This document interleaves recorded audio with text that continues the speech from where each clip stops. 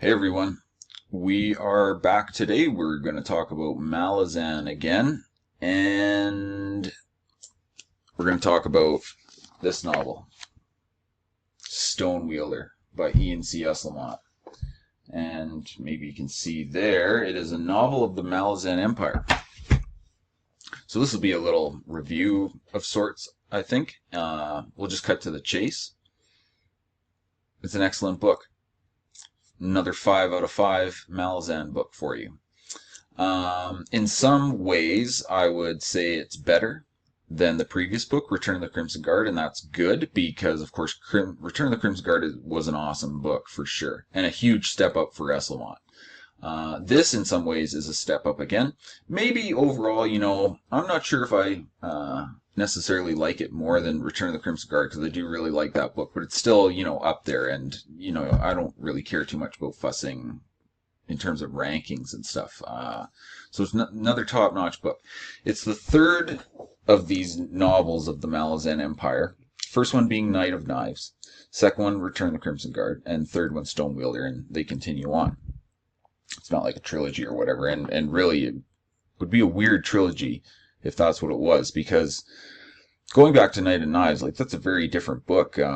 But there are certain threads that are continuing through these Malazan books, even though they do have really their own self-contained stories. There are some things that chart a path through the multiple novels.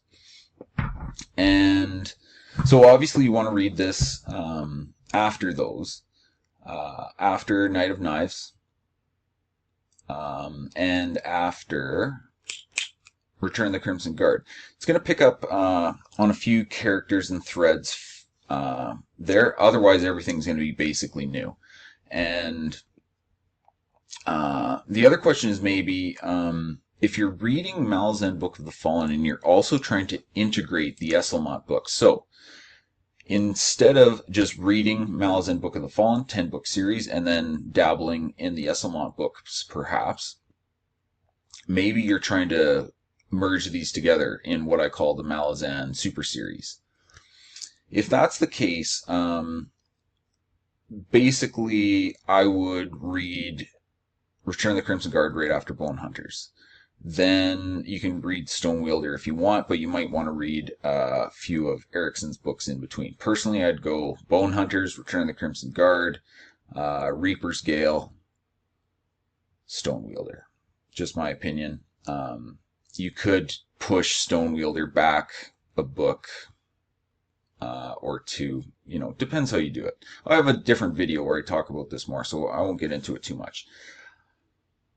But it's not entirely standalone. There are some things you'll want to follow from Return of the Crimson Guard, and Knight of Knives. So you might as well, read the whole thing up to this point when it comes to ESSLEMONT books. Now, I'm kind of talking about this. We're talking about Malazan Book of the Fallen on the main hand, and a lot of people talk about that like it's the main series, and obviously you can see why, but as you're going through these ESSLEMONT books, especially after Return of the Crimson Guard, but further confirmed with Stonewielder, these aren't just side stories. These are just really epic, awesome books on their own. They are mutually complementary with the Malazan Book of the Fallen series, and you don't want to think of it as a second choice. It is really worthwhile to dig into the ESSLEMONT stuff, and the quality of his writing is improving a lot as we go. I think Stonewielder, one of the things it has going for it compared to Return of the Crimson Guard, is the writing in general I think is stronger. But still, a lot of those strengths are still on display that you saw in Return of the Crimson Guard, especially epic battles and imagery, and just that Malazan feel that although ESSLEMONT is a very different writer, you can tell how he's just as involved in the creation and the understanding of the Malazan world as Erickson. He's not just some sidekick or something. He just gets the feel. These feel like Erikson books, but they're not like written by Erikson, and they have some different kind of qualities that we don't have to dig into too much. Like, these are distinct voices, but they still have a very, very consistent feel of like that Malazan feeling, which if you're this far into the series, you know what I'm talking about.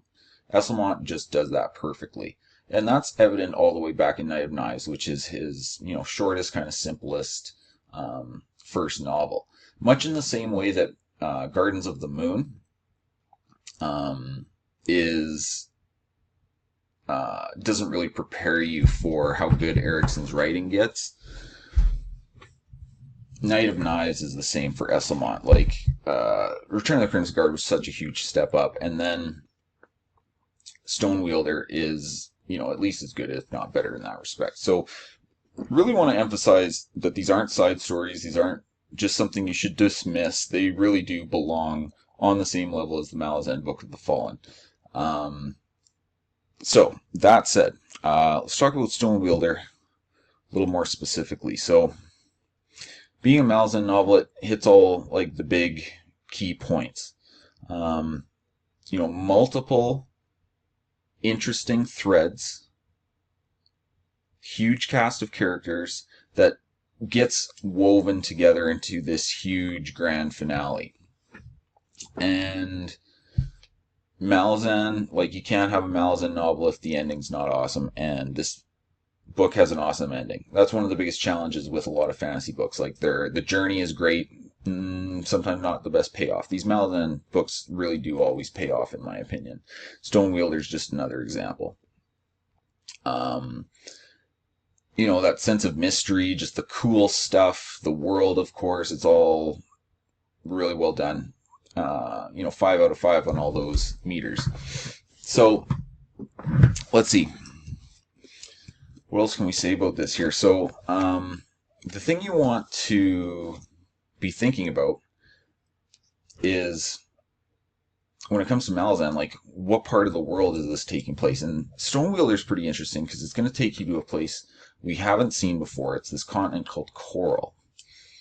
And so you are in the situation where you have to learn a lot. Esslemont does this very efficiently. He's very helpful to the reader. So, like, say compared to Midnight Tides, if you remember how that's on a whole new continent compared to the previous Malazan books, Midnight Tides kind of comes out of nowhere. It's really good, of course, but feels like you're almost starting over because you're on this brand new continent, right? And then you have a lot to learn.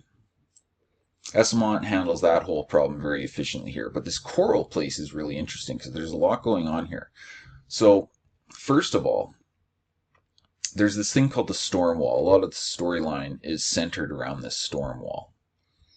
And this is where the Storm Riders come into play. So we've seen the Storm Riders in previous Malazan books a little bit, and we don't really know what's up with them. They're very mysterious. Are they good guys or bad guys? What exactly is their enemy? What are they trying to do? Kind of these mysterious, almost monster things, but there seems to be some kind of intelligence to them. It's just strange and unknown what they are. But they're trying to break down the Storm Wall, which is this huge wall on Coral. And, coming into the book, and for most of the book, you don't really know what they're doing. Maybe you'll find out towards the end or something like that, but you've got these Stormguard guys, and they occupy this wall that protects the continent. And I mean, there's a lot going on there. There's a lot of subplots tied into the wall itself. Like, there's the protectors of the wall. There's this engineer guy who's got to, repair the wall and such. There's a number of Crimson Guard mercenaries who have been brought here and are being used as like champion warriors, defenders of the wall, including Iron Bars, who's been in a bunch of books. And, he's a hardcore dude. He is a very good champion if he's fighting for you against these Storm Rider guys. So this whole conflict's been going on a long time. And you're going to learn more about it as the storyline goes. But It's basically storm wall protectors against storm rider attackers. And you'll get lots of Stormwall action in this book. And of course, what's up with Iron Bars? He's a prisoner there against his will. Is he going to get out? What's up? Well, maybe someone's going to try and help him. That part's pretty good too. So the whole Stormwall thing's good. It's going to tie into some other things that are going on. So that's one kind of like little cluster of storylines that's very good. Then it's a Malazan book, and there's a big Malazan war campaign going on. So in this case, the Malazan Empire is invading the continent of Coral. And this is something they've done before, or attempted to do before, but they failed. So the whole Malazan campaign has a lot going on within it. And this is one of the stronger parts of the book by far. It's one of... it has a number of storylines involved in the overall subplot, or whatever you want to call it. So one of the characters you're continuing directly with from Return of the Crimson Guard is that Kyle guy. And you may remember him as former Crimson Guard mercenary as well. And he gets involved with Greymane, the former Malazan commander, basically, kind of disgraced commander. So they're kind of paired up, and they're going to get mixed up in the invasion of Coral. And there's a lot going on there, but furthermore, within the whole Malazan thing, there's a lot of interesting characters. This part's really well done. The warfare part starts relatively early in the novel, and it continues very persistently. It's basically a non-stop campaign for Malazan. Like every time there's a Malazan scene, it's mostly action, a little bit of kind of politics and personal stuff, but a lot of action, a lot of warfare, which ESSLEMONT does really well, like from the naval battles to like taking the shore, attacking the defenses, battles on land, battles over this river, on this bridge, you know, the power of the magic, the power of the munitions that the Malazan army uses. So there's a lot going on, which is really, really cool and interesting. There's different plots there. Greymane and Kyle, of course, get involved in this somehow. I won't, you know, give away how it all works and stuff, but it's very cool. One of the interesting parts of the Malazan campaign is like, what are they trying to do? Why do they want to launch this attack at this time? Why are they trying to take over the continent? Like, what's going on? And there's a few angles to that, some which are subtler and some which are more obvious. One of them is that there's Malazans still there from the previous failed invasion, and they've kind of like set up their own kingdom. So it's kind of like there's these they're AWOL, you could say, or they're derelict and they've gone against the Empire. So obviously there's some interest in dealing with that. But there's other things going on with the invasion too, other motivations. Just something to think about there. But kind of at a cool angle, because there's a bit of Malazan versus Malazan kind of stuff. Let's see, what else is going on? There's this High Mage, Malazan High Mage, and she's a native from one of the Coral Kingdoms.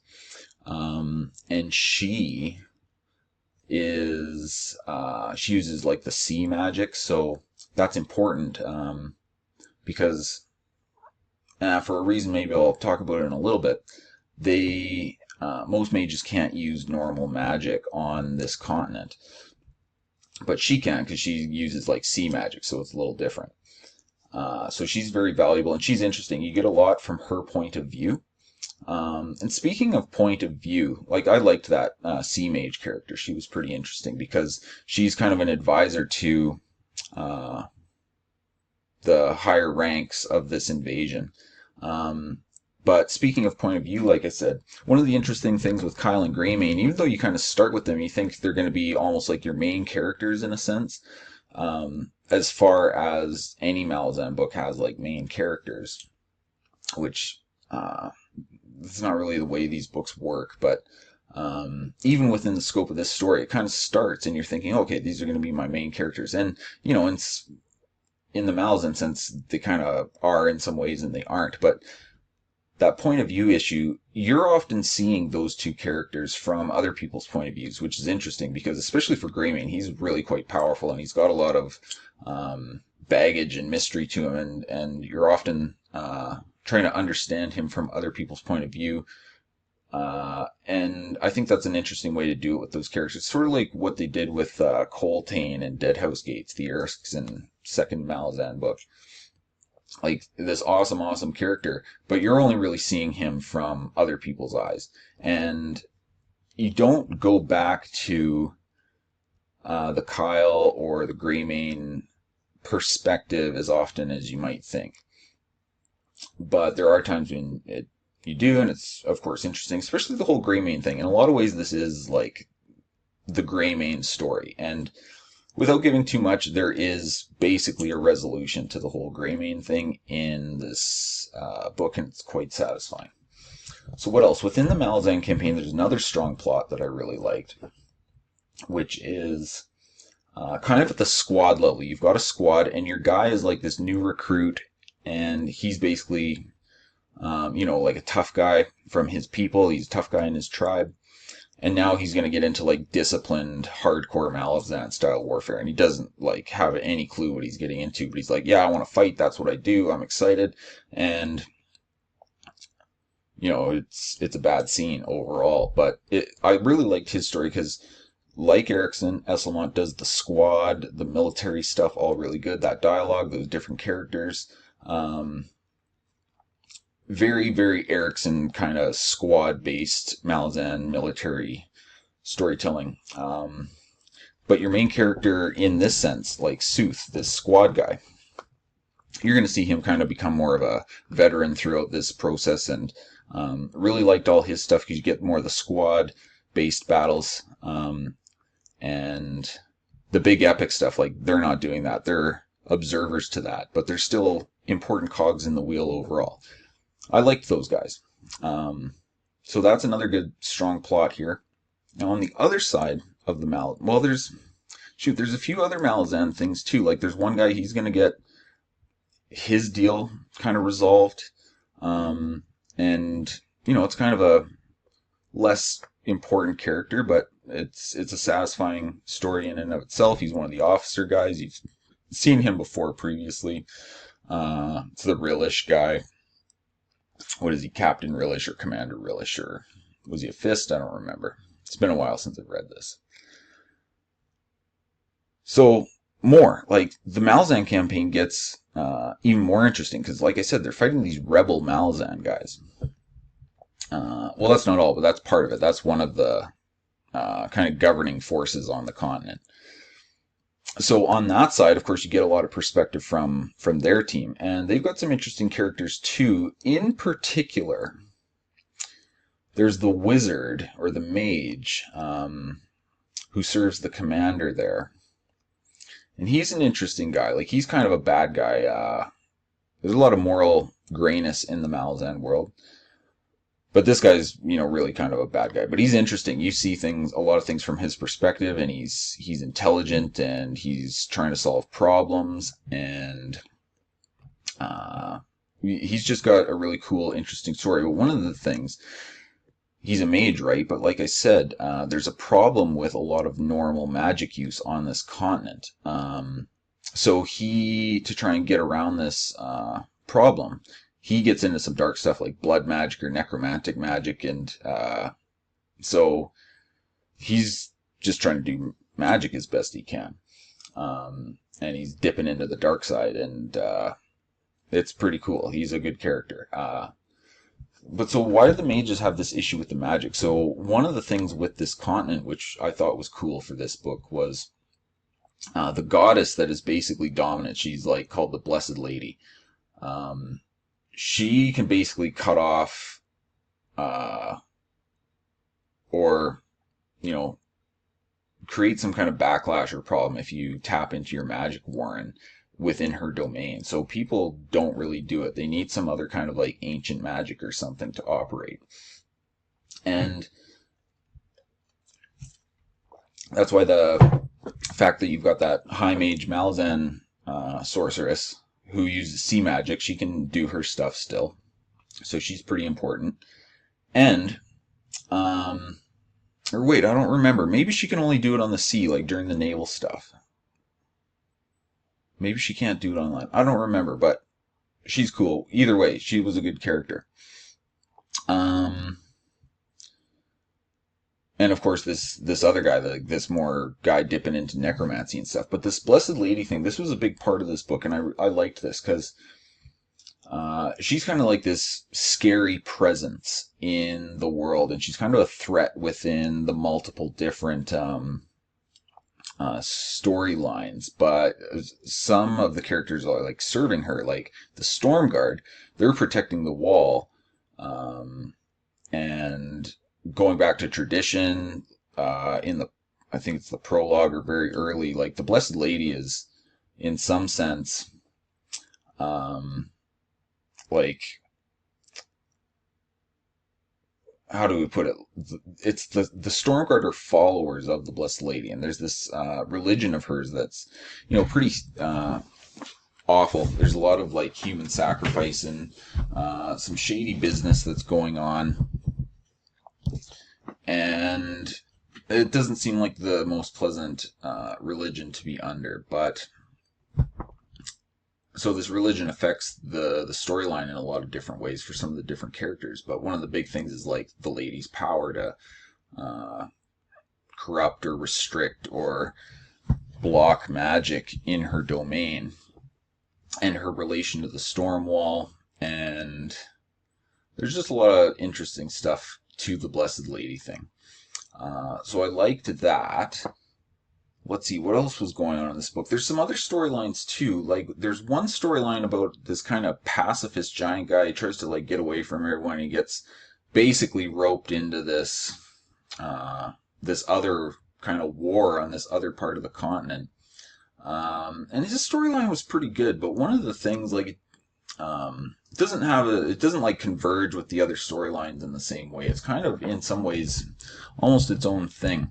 But I did enjoy it for like what it showed about this world. I think that was one of the main purposes of this, because you learn a lot about the Blessed Lady's religion through this one storyline. There's another storyline that kind of functions in that way too, and it kind of intersects at a couple points with the main Malazan campaign, but otherwise it's kind of like a world-building side storyline. It's interesting in and of itself, because it's got kind of like a murder mystery to it. There's this sort of detective guy or investigator, and he's looking into murders and disappearances and things, and he thinks the church is kind of implicated in it. And that part was pretty good too. There's some kind of funny, weird characters in it, mysterious people, mysteries, and then a little bit of politics as it evolves. I like that storyline a lot. There's another storyline that doesn't interact with the main story really at all, as far as I can tell. It's kind of its own thing, and it happens all throughout the book, but it is a continuation to some Knight of Knives stuff and some Return of the Crimson Guard stuff, and it's that I don't know, assassin or ninja girl, Kiska, and she gets sent on a quest with this mysterious guy. It's going to give you pretty obvious hints. You'll be able to figure out kind of who it is, I think, pretty early. But she gets paired up with this guy by the Queen of Dreams, and she is basically sent on this quest to find Tashrin, the High Mage who got sucked into the Chaos Warp, or the Chaos Void, in Return of the Crimson Guard. So she's trying to find him with this warrior guy. They have to go to the realm of shadow, and they're not even really sure what to do, but they kind of know where to go, and they, in a general sense. So they have to make this journey across the plane of shadow. I really like all the stuff in like the different kind of dimensions of the Malazan world. I really like the plane of shadow, so you get quite a bit of that. And maybe that means Shadow Throne and Cotillion will show up. Let's see. The thing is with that storyline, though, you get kind of more of the cosmic stuff. And it's kind of a cool mystery, like, what are they going to do? Are they going to find it? Like, what do they do when they find the guy? Or, you know, how do they get him out of chaos? Do they need to find another way into the chaos realm? But it's pretty cool. It really, I don't think at any point intersects with the main story. And it's kind of a to be continued on its own, but I guess it had to be kind of stuck in there because there's some things that will follow up on, and you're going to get a little more background on some certain things that are useful, whether it's for later Esselmont books or other Erickson stuff. Because, you know, the Shadow Realm, or the Shadow Warren, or, you know what I mean. All that stuff is always super cool, and Esselmont gave us a lot of that in Knight of Knives. A lot of stuff throughout the Erickson books, and you get some more of it here. So I liked this storyline. It's interesting. Just as a note, though, it doesn't really seem to have anything to do with the rest of the book. So it's kind of just its own thing. That's one of the threads running through Esselmont stuff. But it's not bad. It's good. It's interesting. And it has kind of a wild finale. They meet some weird characters along the way. Let's see. I think that's pretty much the whole book. So you do get a lot of endings. Like, there's a lot of things that are wrapped up within Stonewielder, so a lot of satisfaction there. There's a lot of to be continueds. So some of the characters are going to go on, and you'll pick up with them later. But yeah, it's great. 5 out of 5. I guess to summarize, improving writing from Esselmont really emphasizes that like, these books are the real deal. Again, not side stories. I see no reason to regard them as less essential than the Malazan Book of the Fallen. And I really strongly recommend you work the Esselmont books into your reading of Erickson series. They just work together really well, and you get an expansion of the world. The world is really the biggest Malazan character, if you want to think of it that way. And Esselmont's just building that character more, with cool stuff that sometimes expands on what you know, and sometimes brings in cool new things that just improve the whole experience of the series. So it's great. Encourage you to read it. I guess I don't have anything else to say, but maybe we'll see you next time when we talk about another Malazan book or whatever we're going to talk about. This has been long enough. Hopefully it was of some interest. Talk to you later.